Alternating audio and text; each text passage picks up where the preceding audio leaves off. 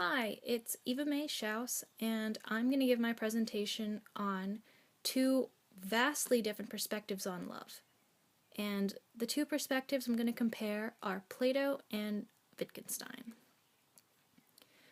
So I want to start by asking you this. What is language? It seems irrelevant, but I'll tie it in. So, in his philosophical investigations, Wittgenstein starts out giving what he thinks is a common belief about language. Every word has a meaning. This meaning is correlated with the word. It is the object for which the word stands. Now, this isn't what he thinks language is. It's just something he thinks people might say about language. And I would like to ask you, do you think this is complete? I know for sure Wittgenstein doesn't think it's complete, and I tend to agree with him. So, moving on, Plato and Wittgenstein, like I said, have vastly different perspectives on, I think, everything. Plato's like an idealist, whereas Wittgenstein is more like a social constructionist. So Plato, when he talks about language, in his text Cratylus, he's focusing on the connection between names and their subjects. And he says that names, they're only descriptions of this divine essence. Divine essence being something like the universal true form of everything around us. And he believes that this universal essence, this form of that permeates our reality, but we never actually see it, he thinks that is the truth. He thinks that's the most important thing. And the names we give them, they don't really matter, because these things exist in a true divine form. Whereas Wittgenstein, it's basically the opposite. He thinks that the universal does not exist. In his philosophical investigations, he thinks a lot of problems of philosophy are actually because of the muddiness of language. We have all these concepts that don't reflect reality, and we get all stuck talking about them when we're really missing the point. I think Wittgenstein's true definition of word would be that the meaning of a word is its use in the language. It's how we use words that give them their meaning. And so there's no universal thing behind every object we name. There's no true essence. There's just ways we use words. And that's what gives them their meaning. And so tying this into love, Plato thinks that there's a universal love. There's a true form of love, an essence that permeates our reality, that every single love we experience is a reflection of this true universal love. And this kind of thinking is the theory of forms. You may have heard of that. Whereas Wittgenstein would say there's no single true definition of love or any other word. And in fact, love is just another language game.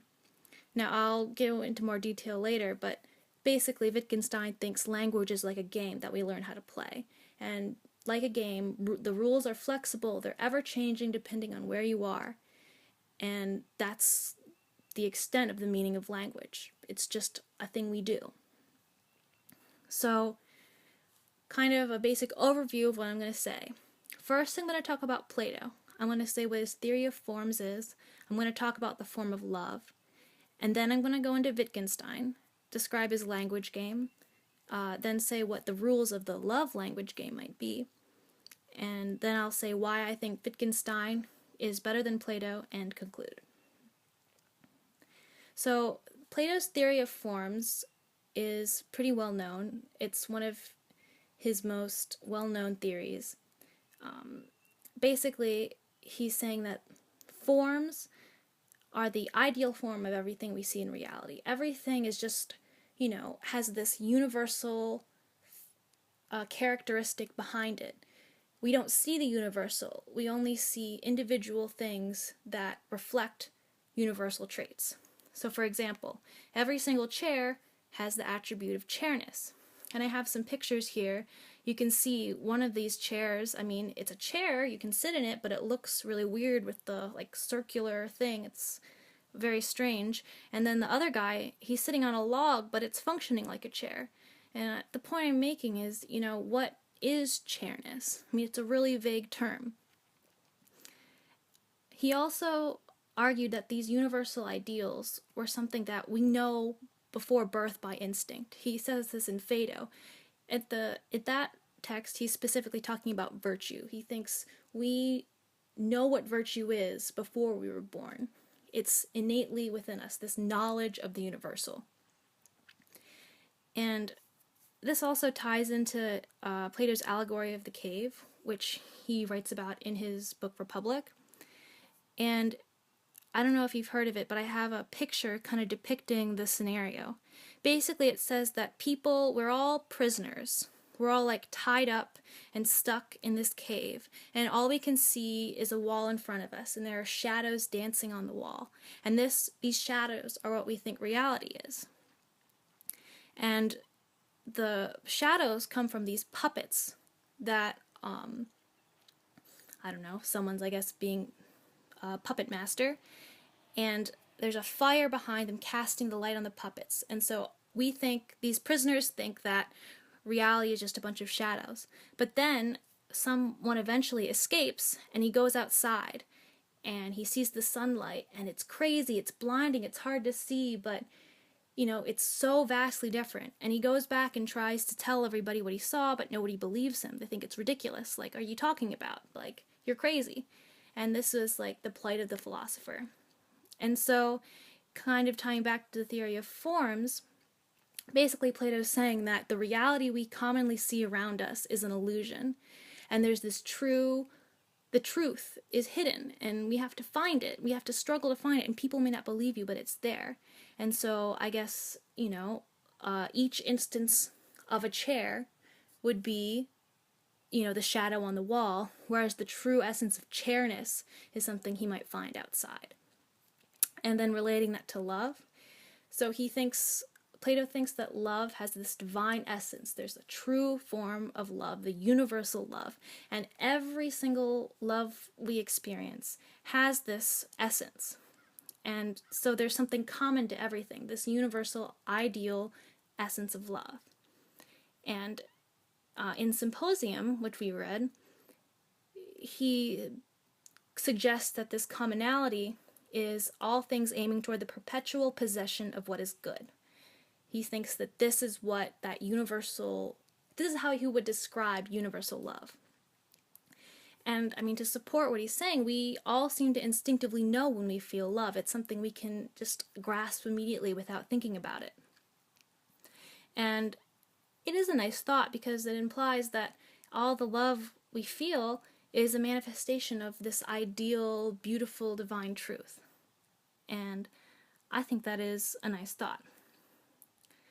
However, that's really different from Wittgenstein and his language game. So that definition I gave earlier basically implies language is just a collection of names, but this is not complete. In the first place, there are so many different kinds of words, like adjectives, nouns, verbs. For example, what's the definition of the word this, right? It's hard to describe unless you talk about how we use that word. And so that's why Wittgenstein says the most important thing in language is a word's use. And often with words we try to give these definitions, but they're really constricting. They imply that every word has a strict boundary between how you can use it. But this isn't really true. In some technical terminology, yes, we create strict definitions, like, for example, in science, an atom versus a molecule, they refer to very distinctly different things. And there's no flexibility in the definition because we created a strict boundary there. But that came after the fact. The original meaning of the word atom was like smallest unit, or indivisible unit. We create these definitions after the fact. The first dictionary was way after we had already started using our language.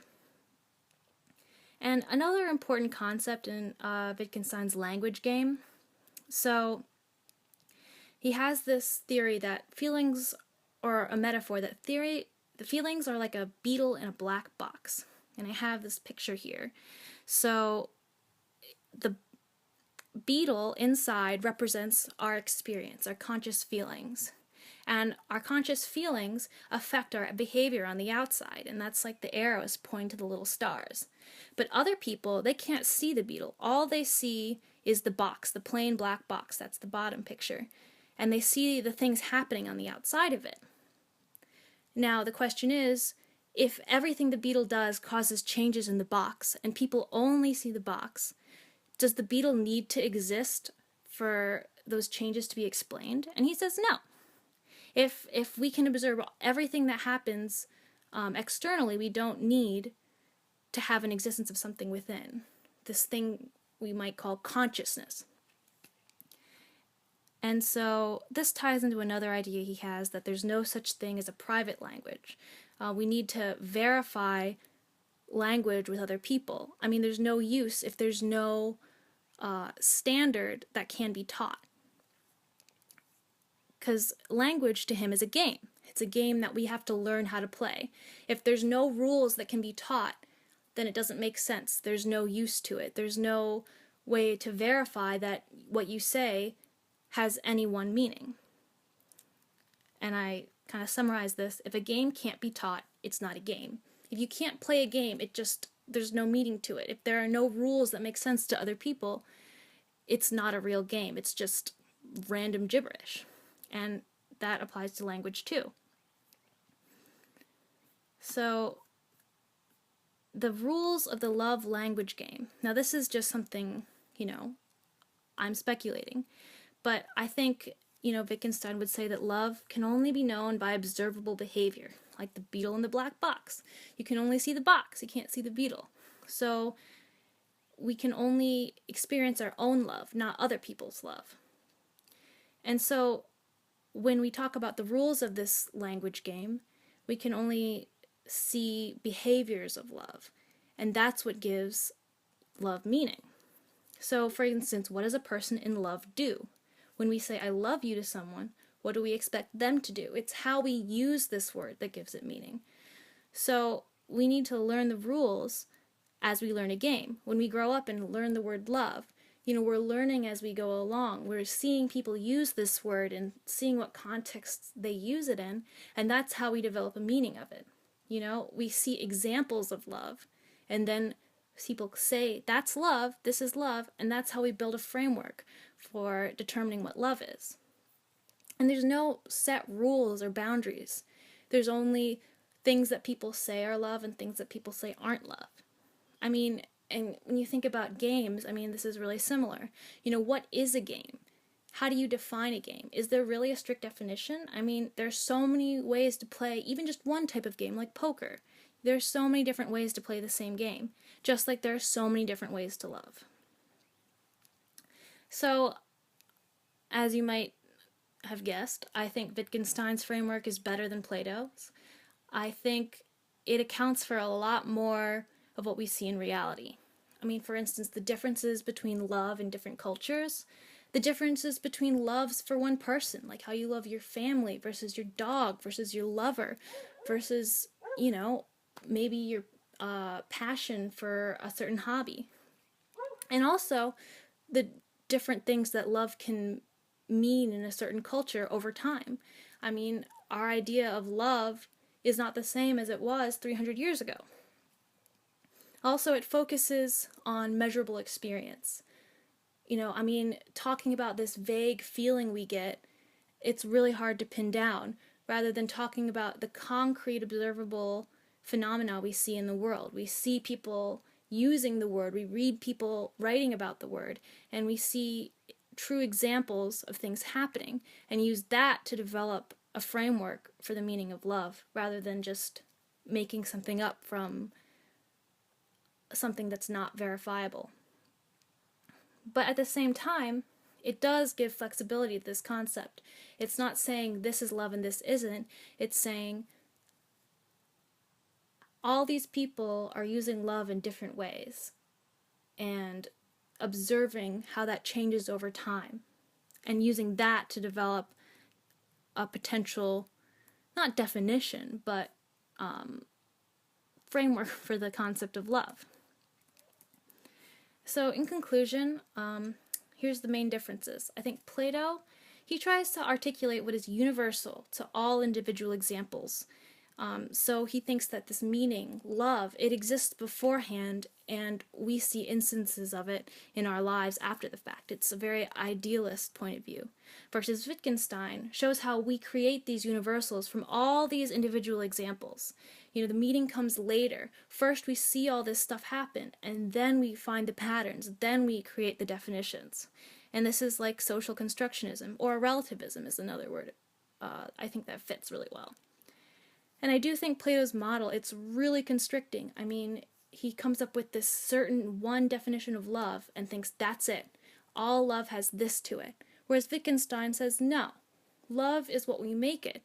So let's observe how people use love and then develop a framework from that. And I just wanted to close with a quote. I am saying that these phenomena have no one thing in common which makes us use the same word for all, but that they are related to one another in many different ways. And then just some questions for you guys to think about. Maybe you can answer them in the comments online. Thank you.